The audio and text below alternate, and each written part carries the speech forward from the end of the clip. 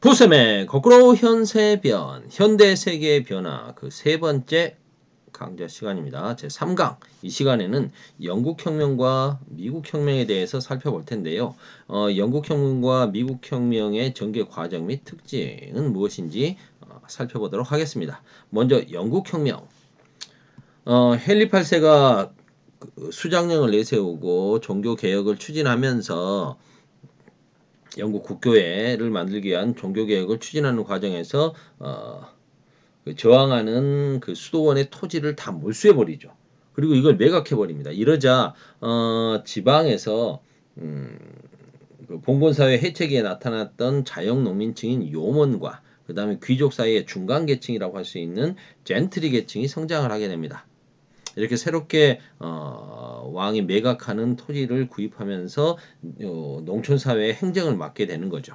그리고 상공업 성장으로 시민 계급이 출현해서 이들이 성장하게 됩니다. 이들이 대부분 종교적으로는 신교도인 청교도였습니다. 이들이 의회의 다수를 차지하게 됐는데 왕이었던 그 엘리자베스 1세 당시 왕이었던 엘리자베스 1세 얘 같은 경우는 튜더 왕조의 마지막 왕이라고 할 수 있죠. 왜 안 쓰죠?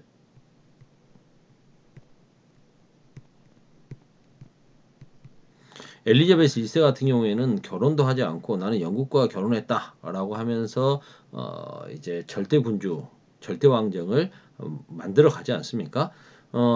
그런데 이 엘리자베스 1세 같은 경우는 종교적으로는 굉장히 관용 정책을 펼쳤습니다.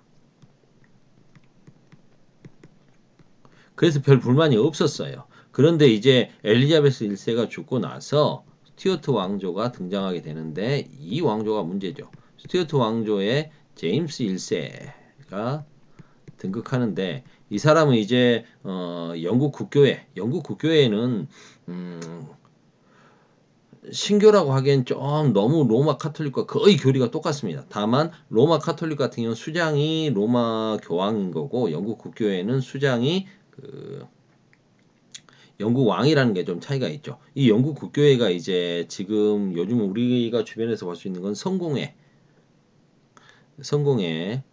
그러니까 성공회 같은 경우에 목사님 이렇게 해가지고 성공회 목사님 신부님하고 거의 뭐 좀 비슷하지 않습니까? 이런 모습을 보여지게 되는 거죠. 이렇게 해서 영국 국교회를 강조하면서 이 청교도들을 국교로 넘어올 것을 개종할 것을 많이 강요를 하는 거죠. 그 이렇게 종교를 탄압하니까 에이 종교의 자유를 찾아서 난 떠나버릴래라고 했던 사람들이 메이플라워 타고 미국으로 가서 영국 사람들의 미국 식민지 개척에 일조하게 되는 겁니다. 그런데 이 제임스 1세의 뒤를 이어서 왕이 된 게 찰스 1세인데 뭐 아버지 못지 않습니다. 여전히 이렇게 그 청교도들을 박해하게 되는데 프랑스 에스파냐하고 또 계속 전쟁을 해요. 전쟁하면 뭐가 필요합니까? 돈이 필요하죠.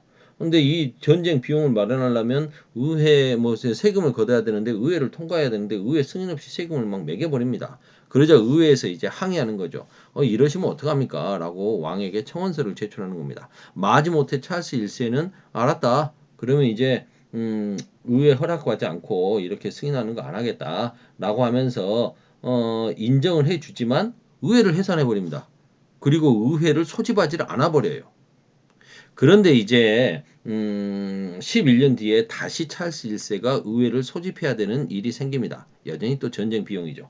스코틀랜드에서 반란이 일어나니까 이 스코틀랜드와의 내전, 이 반란을 진압하기 위해서 군사비가 필요했기 때문이죠. 오케이.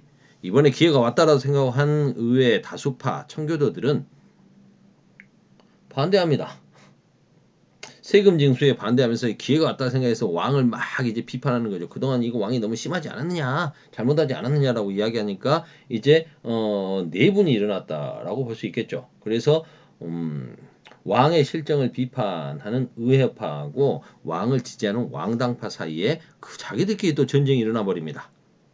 이 싸움에서 이제 의회파가 승리하게 되는 거죠. 그러면서 의회파 중심의 젠트리와 시민계층이 승리하게 되고 여기서 이제 활약을 했던 인물이 올리버 크롬웰이죠.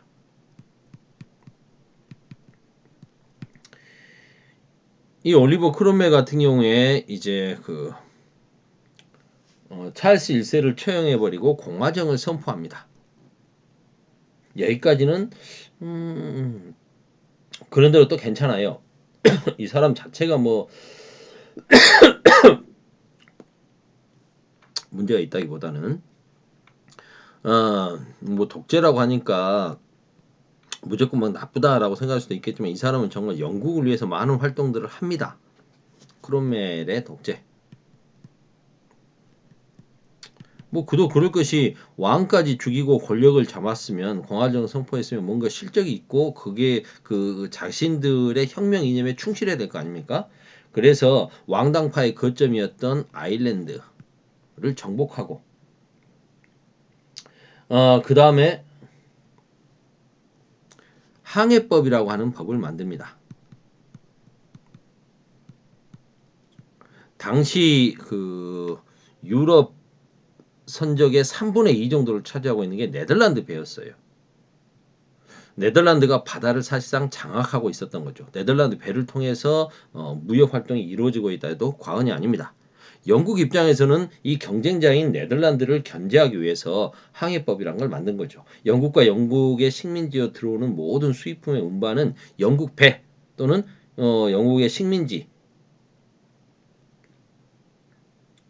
그 다음에 그 나라의 배를 이용하도록 해라라고 하는 거죠. 그러게 되면 식민지는 많지 않으면서 사실상 해운업을 장악하고 있었던 네덜란드로서는 큰 타격이겠죠. 그래서 네덜란드하고 영국하고 여러 차례 전투도 벌입니다. 타협도 하고 이러한 항해법 제정으로 영국에게는 막대한 재정적인 이득이 오겠죠. 이런 부분까지는 좋아. 그런데 이제 의회도 해산해버리고 나 아니면 안 돼. 호국경 나라를 지키는 경 관리가 되는 거죠. 여기에 치입해서 사실상 독재를 펼쳐버립니다. 너무 청교도주의에 입각해서 강력한 독재 정책을 펼치니까 국민들이 그걸 원했던 건 아니잖아요. 점점 반감을 사게 됩니다. 그래서 이거 이럴 바에야 왕정이 낫겠다라는 말도 나오게 되고 크롬웰이 죽자 결국 왕정은 부활됩니다. 찰스 1세의 아들이었던 찰스 2세가 왕위에 오르게 되는 거죠. 그럼 찰스 2세는 다시 어떻게 뭘로 돌아갑니까? 친카톨릭으로 돌아가는 거죠. 그리고 그의 아들이었던 제임스 2세 전제 정치를 강화하고 친카톨릭으로 또 더욱더 강력한 드라이브를 걸게 되는 거죠. 찰스 2세의 대표적인 그 전제 정치로는 다시 또 카톨릭을 많이 강조하니까 의회는 여기에 맞서서 처음에는 어떠하든 자신들이 장악하고 있는 의회에서 법을 만들어서 여기에 대항하려고 합니다. 그게 바로 심사법과 인신보호법이죠. 심사법, 심사령이라고 하는 건 뭐냐? 관리 임명할 때 카톨릭 신자들만 톡톡톡톡 내리 찍으려고 하니까 그렇게 할 수는 없다. 카톨릭의 부활을 좀 막기 위해서 하다못해 국교회 신자들, 영국 국교회의 신자들이 돼야 될 거 아니냐, 뭐 이런 식으로 약간 타협안을 내세우기도 하고요. 왕이 자기 마음대로 저항하는 의회 의원들을 뭐 잡아가거나 불법 체포하거나 구금하려고 하니까 그런 걸 막으려고 했던 겁니다. 그런 법들을 만들어서 저항을 하는 거죠.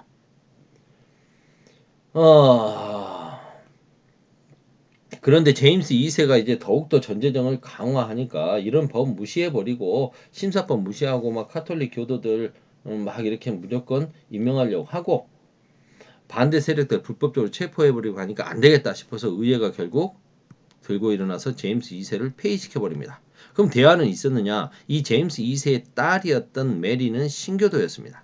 그리고 그의 남편 윌리엄 공도 오렌지공 윌리엄, 네덜란드의 독립영웅 이 사람들은 고 신교도였거든요. 그래서 이 사람들을 공동왕으로 추대합니다. 그렇게 해서 이들이 와가지고 왕이 됐어. 피 흘리지 않고 왕이 됐다고 해서 명예혁명이라고 합니다. 이들은 이제 의회의 폭넓은 권한을 인정해주는 권리장전을 승인하게 되는 거죠. 그러면서 이제 이펀 군주제가 정착됩니다. 그 뒤에 이제 스튜어트 왕조의 마지막 왕이라고 할 수 있는 앤 여왕, 에스파냐 왕위 계승 전쟁에서 승리하고 스코틀랜드까지 병합합니다.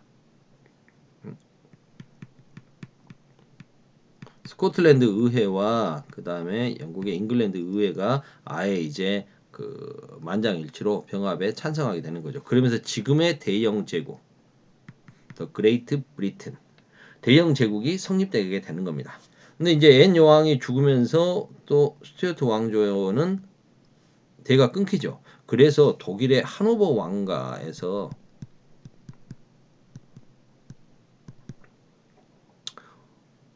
왕을 모시고 옵니다. 그래서 이제 하노버 왕조가 시작되는 거죠. 조지 1세 때부터. 이렇게 쭉 이어지는 거예요. 이러면서 이제 독일에서 왔으니까 영어는 할 줄은 몰라 왕이. 그래서 영어를 못하니까 어떻게 해요? 모든 걸 내각에다 맡길 수밖에 없죠. 내각 책임제가 시행되게 됩니다. 미국 혁명. 종교의 자유 또는 뭐 경제적 이익을 찾아서 북아메리카 대륙으로 많은 영국인들이 이주하죠. 여러분들 그 뉴욕도 원래는 네덜란드인들이 먼저 와서 새로운 네덜란드 땅, 네덜란드 수도 암스테르담이다 해서 뉴 암스테르담이었습니다. 그런데 영국의 요크가 돼버린 거죠. 새로운 영국의 요크를 따와서 영국 사람들이 많이 이주하면서 뉴 암스테르담이 뉴요크로 바뀌지 않습니까? 그게 뉴욕이잖아요. 많은 북아메리카의 식민지가 개척되었습니다. 13개나 만들어졌어요. 영국 사람들이 막 진출해서. 그러다 보니까 이제 이 신대륙을 놓고 영국과 프랑스 사이에서 갈등이 생기게 되겠죠. 7년 전쟁을 펼치게 되고요. 결국 영국이 많은 식민지를 더욱더 확보하게 됩니다. 프랑스로서는 영국에 대한 반감도 있었겠죠. 이 13개 주의 식민지 같은 경우에 영국인들이 만들었던 이 식민지는 폭넓은 자치가 허용되고 있었습니다. 독자적인 의회도 있었고요. 식민지 의회도 있었습니다. 그런데 이렇게 7년 전쟁 계속하고 하다 보니까 영국도 어떻게 돼요? 돈이 부족하잖아요. 그래서 재정이 악화되니까 중상주의 통제 정책을 펼칩니다. 그래서 별의별 세금, 인지세, 설탕세, 차세, 각종 세금을 막 붙이는 거죠. 여기에 대해서 식민지 의회에서 저항을 합니다. 그러자 이제 봐줬던 게 좋다. 그렇다면 마시는 차 빼고 나머지는 다 없애줄게 해서 차세 빼고는 다 폐지시켜 줍니다. 그런데 이게 또 문제가 된 게 영국의 동인도 회사에서 이 차와 관련된 수출입을 독점하도록 한 거죠. 그러면 이제 미국 식민지, 그때 당시는 식민지죠. 이 식민지주 사람들 입장에서는 아니 값싼 네덜란드 배를 이용해서 상품 수출입을 해도 되는데 항해법으로 영국 거만 쓰도록 하는 것도 짜증나 죽겠는데 이거 뭐야? 이 차는 또 동인도 회사에서 독점을 한다? 몇 배 동인도 회사에서 그 운송료를 비싸게 받으니까 엄청나게 비싸게 이렇게 차를 마셔야 되는 거죠. 그래서 이제 여기에 대한 홍차에 대한 저항으로 이제 커피를 많이 마시게 되기도 하고요. 커피는 미국의 독립 정신이 담겨져 있다. 라고 생각해 볼 수도 있을 텐데요.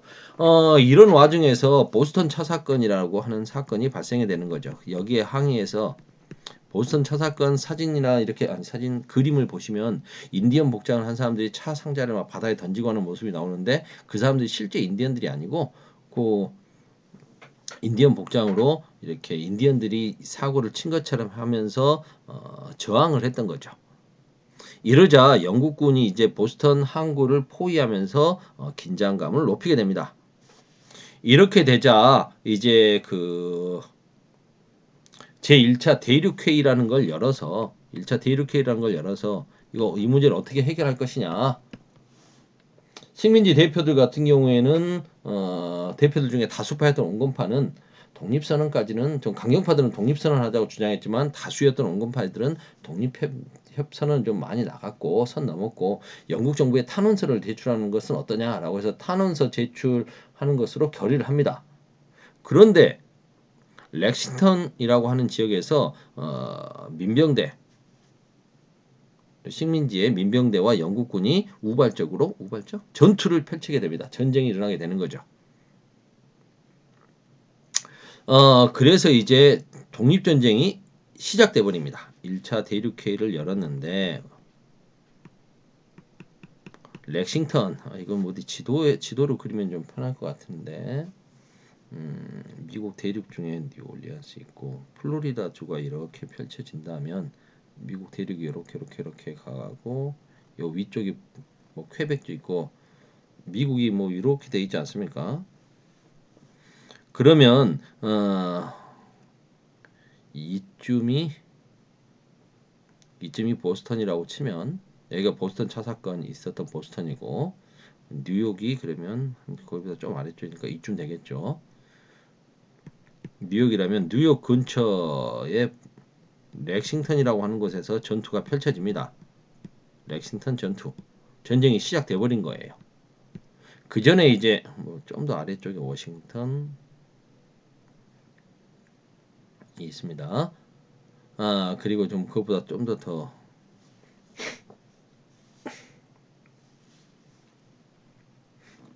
요쪽에 필라델피아. 여기서 이제 제 1차 대륙회의가 열렸거든요. 1차 대륙회의가 열렸는데 이 렉싱턴 전투로 전쟁이 시작돼 버리니까 이제 2차 대륙회의를 열어서 워싱턴을 사령관으로 임명하고 독립선언을 하게 되는 거죠. 당연히 초반에는 식민지군이 밀립니다. 고전을 면치 못하죠. 그래서 이 식민지군은 영국과의 싸움에서 어떻게든 자신들에게 유리하게 가기 위해서 영국의 라이벌인 프랑스를 끌어들이기 위해서 노력합니다. 그래서 프랑스의 대표를 보내가지고 루이 16세에게 도와달라고 요청하죠. 루이 16세도 7년 전쟁 때 영국한테 당한 것도 있고 영국을 견제할 필요도 있고 그래서 미국을 전폭적으로 지원해 주려고 고민하는데 물론 이제 무조건 하고 덤벼들 수는 없죠. 근데 여기서 이제 뉴욕 북쪽에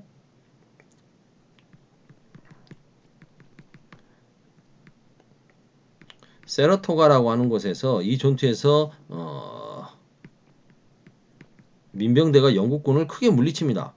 여기에 이제 좀 프랑스가 좋아 도와줄 수 있겠다라고 생각을 했는지 적극적으로 도와주려고 하는데 프랑스가 또 무슨 돈이 있어요? 그래서 루이 16세가 세금을 징수하기 위해서 미국 혁명을 지원하기 위해서 삼부회라는 거 소집하죠. 어서 많이 들어본 것 같지 않습니까? 이게 또 프랑스 혁명을 촉발시키잖아요.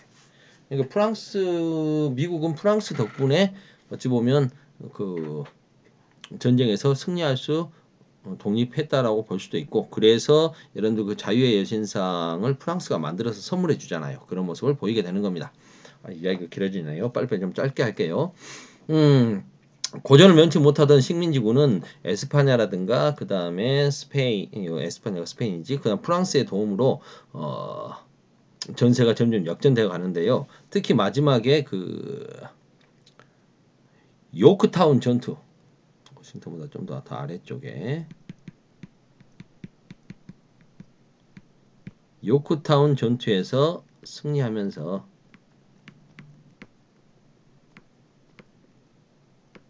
이 요크타운 전투에서 승리할 수 있었던 것도 프랑스 해군의 결정적인 기여.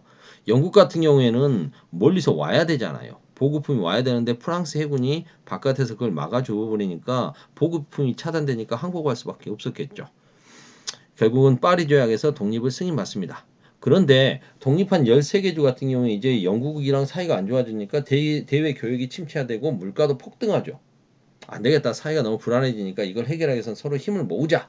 그래서 13개 주가 이제 손을 잡고 연방 헌법을 만들어서 삼권 분립의 민주공화국을 세우는 거죠.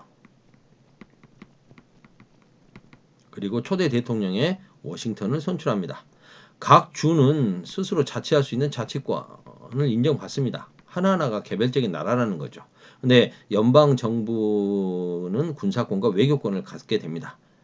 이러한 세계 최초의 민주공화국이 세워지게 되는 거죠. 프랑스 혁명에 영향을 끼치게 되고요. 그리고 라틴 아메리카의 독립운동에 희망을 주게 됩니다. 20분 넘었으니까 여기서 매듭 짓게요. 끝!